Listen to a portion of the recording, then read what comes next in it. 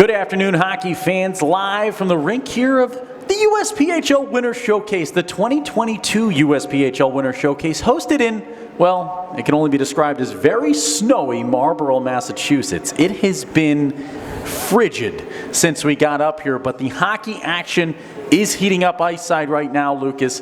7 rinks simultaneously with USPHL action right now. 4-day-long event. Over 120 games broadcasted live on Hockey TV. The best of the best from USPHL Nation have all made their way in. You want to understand the depth of just how big an event like this is. We have representatives here from as far southwest as San Diego. That's San Diego, I believe. I believe it might be. Is it San Diego? I didn't introduce you in yet, so you don't get to speak, okay? I speak now. I introduce you in, you slide in like Chris Collinsworth. It's Al Michaels and Chris Collinsworth. See, he didn't talk this time. It's teaching. We're learning. We're learned doctors. But you talk about it, San Diego. You go as far south as Estero, Florida, in the southern half of Florida. Not all the way south. It's not Miami, but it's down there. Palm Beach as well. You look up north, Twin City. From Lewiston and Auburn area, the LA area of Maine are in the building. We've got teams from Michigan. We've got teams from all over the globe. Utah represented in the house this weekend. It is unlike any other event you will attend in junior hockey, this USPHL Winter Showcase. You will not get a larger expanse geographically unless you were at the World Juniors. And now I introduce in my right-hand man, Mike Consigliere, mon frere from another mare. It's Lucas Jones. Welcome into the booth here.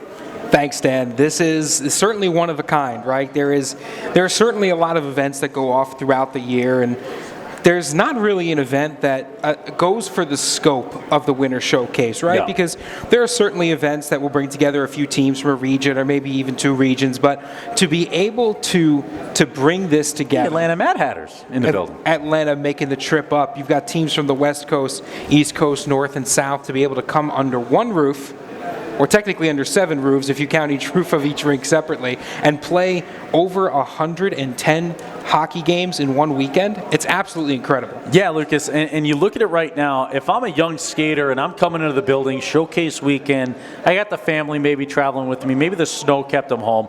The big moment I have an opportunity to have, if you look behind us here for the folks in the building, for the folks at home, right behind here, we've got ourselves our scout room. And there are scouts aplenty from throughout the NCAA world, from the ACHA world. There are scouts from the professional ranks in the building as well. Saw them mulling around.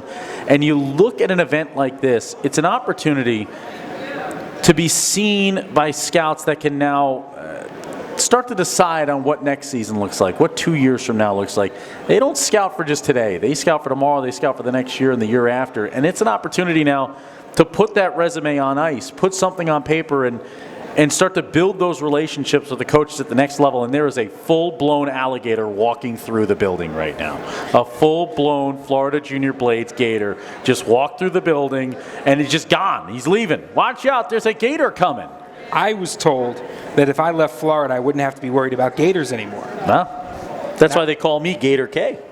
Well, you brought them with you. I did. Anywhere I go. I recently moved down to Florida, and it's beautiful. It's sunshiny. But you look at this, Lucas, you get an opportunity to put something on the resume. What do you think, what are your most important points to hit for a young athlete out here as they kind of work through the Winter Showcase weekend?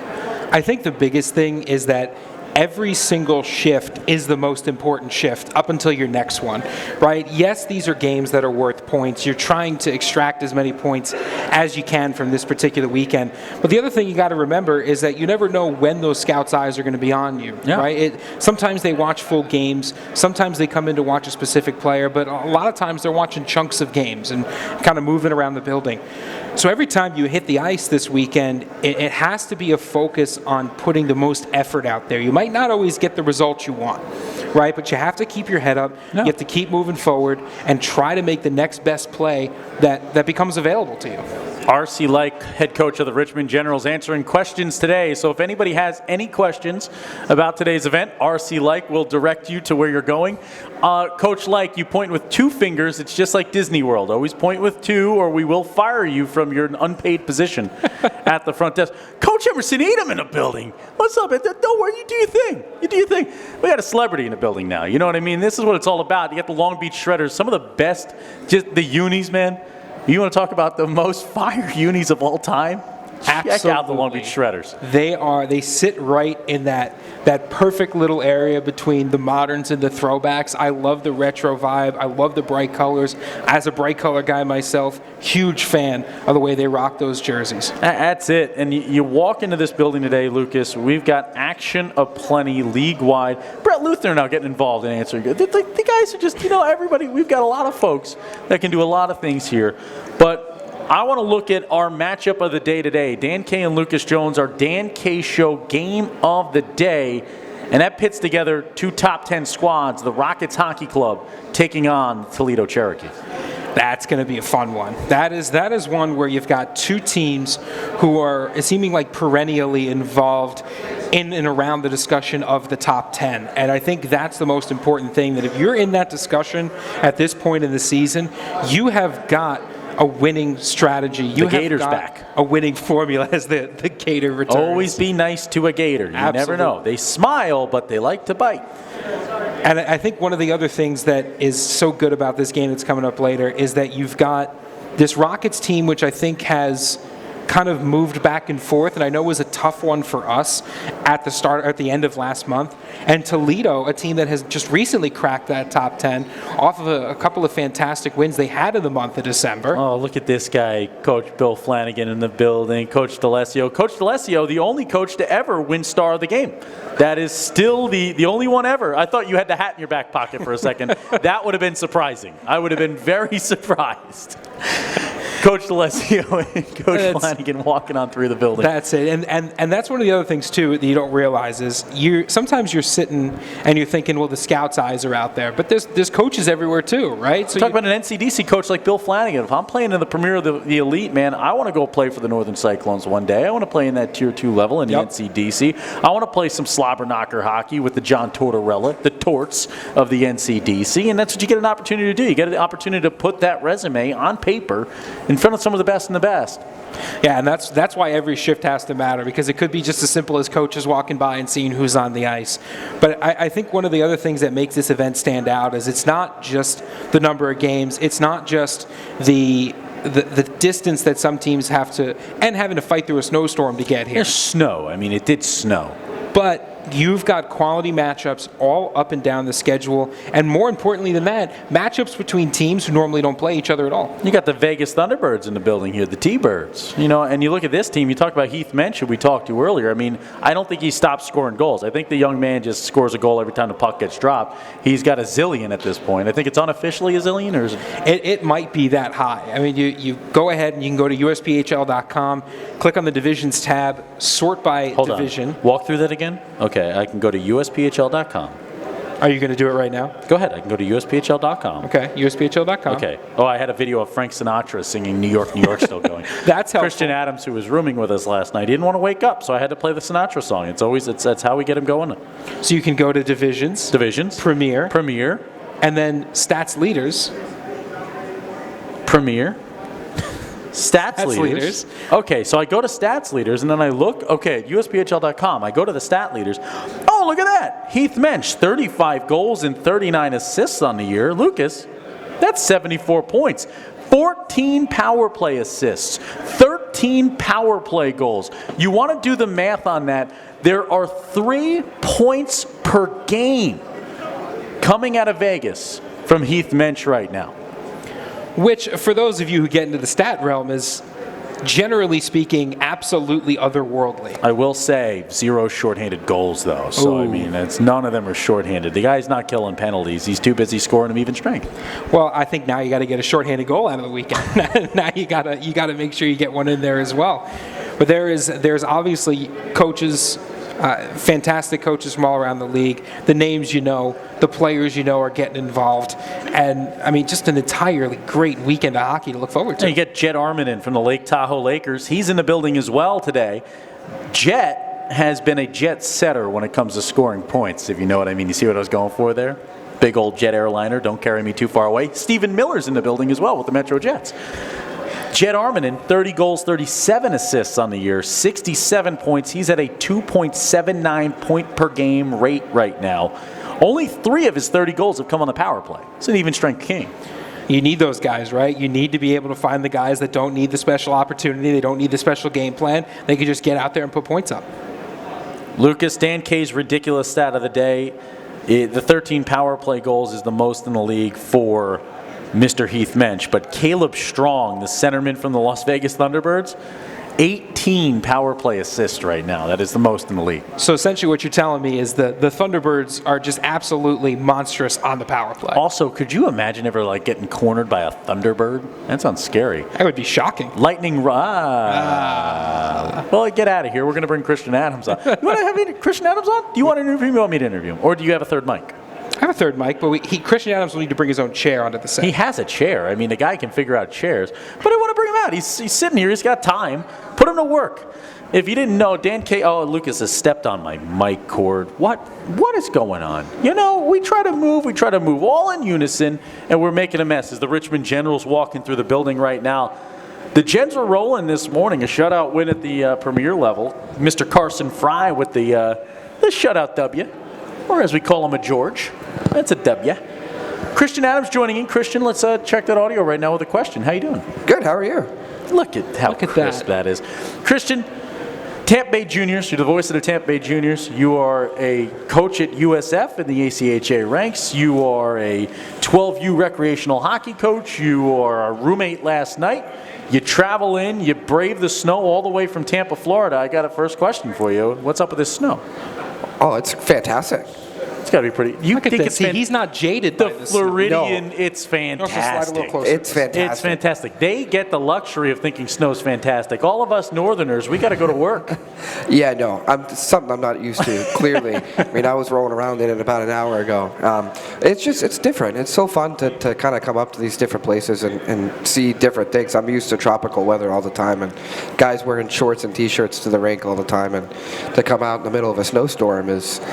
It's different. It's fun. Now, you broadcasted what could be the game of the day so far, the Wilkes-Barre Scranton Knights taking on the Toledo Cherokee, a team that we're going to have later on today. Toledo loses that one in overtime. A Teague Porter one-timer scores it to put it away. Talk me through that game. How good is Wilkes-Barre right now? Because the boys were chirping Dan K on the way off the ice a little bit. Yeah, no, they played very well. That first period was incredibly fast. They moved the puck well. It was really wide open. Things kind of shut down as it got later in the game. It became more tight checking, especially when Wilkes-Barre took the lead. Yeah. But then Toledo came right back. They were down 2-0 late in the third, and they came back and scored 2 goals. The big thing in that game was Toledo took a penalty late in overtime. Yep. And 4-on-3s are incredibly hard to stop because of how much extra space is on there. And so that really cost them late, but they played a really good game too. They're very speedy, they're physical, they're big, and they've got some skill as well. Now, you've seen this Florida division through and through.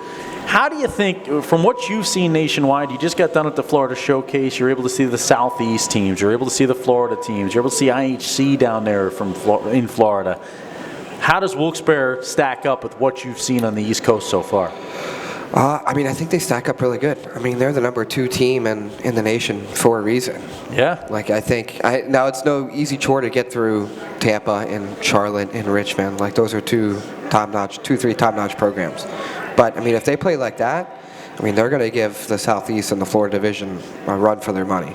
Talking about giving a run for your money, you got the Metro Jets walking through the building right now, and Lucas, they give everyone a run for their money. I mean, this Metro Jets team has been stellar all season long, and they are going to have another long weekend ahead of them, 8 games between the 2 teams, the Metro Jets development program and the Metro Jets.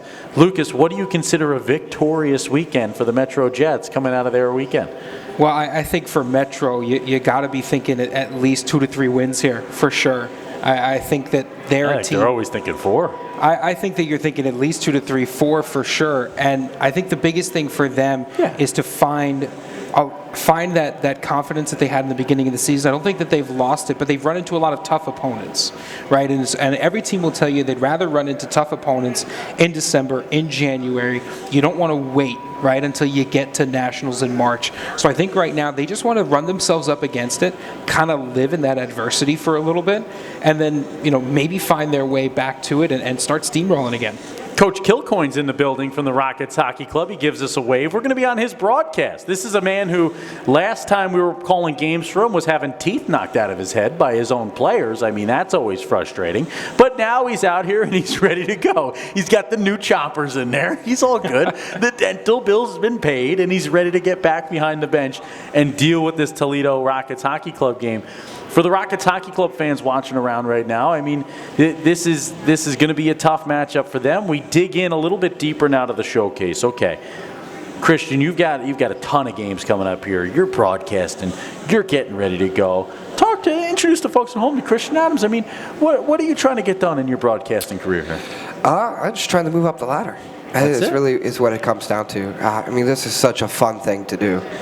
For somebody that loves hockey, to be around the game all day long, it's just there's really nothing better. Yeah. Like to watch these kids to come out and play, and they work so hard all the time. And the biggest thing too with me is giving recognition to the kids and giving them kind of a spotlight. I had a parent come up to me. He was in the hospital, and he gave me a phone call. He reached out to the owner for my phone number and gave me a call and told me what a great job I was doing, and how that we mentioned him on a broadcast and how it just made him smile and things like that. They go the mile for making you feel like you're just doing a good job and really bringing these kids and making these kids feel special, which is a big part of doing this at the junior hockey level. And you're such a big part of it, right, as a broadcaster, and it's something that I feel like I'm making sure to toot your horns that you know. And the idea is you become the soundtrack to the memories, right? And when you have a good broadcaster, for the folks at home, for the owners watching around the league, the importance of a good broadcaster is it sets the tone, and it sets that visual, matches it with that audio. When you think back, you're going to think of Christian Adams going score as you win the cup, as you win the division, as you win that big game, as you storm back in overtime. Those are the moments you'll remember. Or you'll remember Dan Kay standing ice side while Christian puts up with him in his broadcast booth in Tampa. Who knows? One of those two.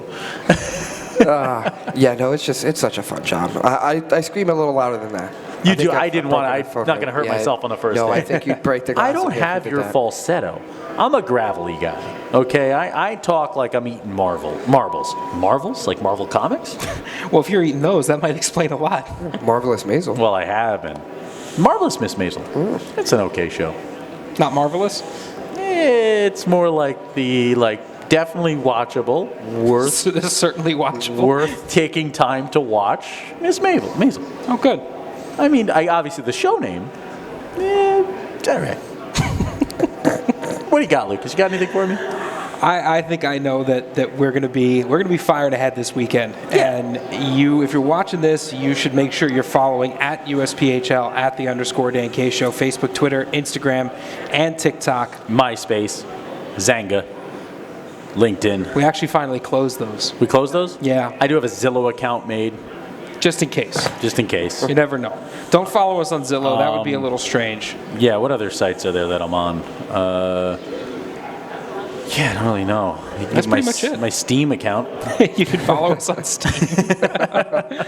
But you should definitely follow us on social media, because this weekend there's going to be too much content to post is where we're at. I'm already behind on just the stuff that I wanted to get out today. That's going to be coming out tonight. We've got pictures, interviews, video on both accounts firing ahead all weekend. Make sure you stay locked in.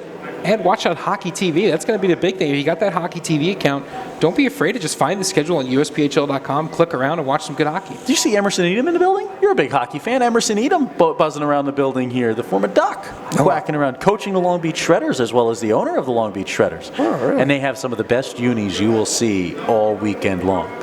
He came over, he waved, he said hello. Looking forward to seeing him. I said hello to him. They waved at each other. They've got like a bunch of pink and blue on them, don't they? They do. Like They're really pretty bright cool. colors. They got the bro look. It's like totally tubular. Like we got Mr. Sassarini walking through here, and this is what it would sound like. Okay, I like totally could call a hockey game just like this. He shreds this one through the gnar. All right, he's going to pop this one up. That's like a 10er, a 12er, and he's going to kick it on in front to tap it home score, bro.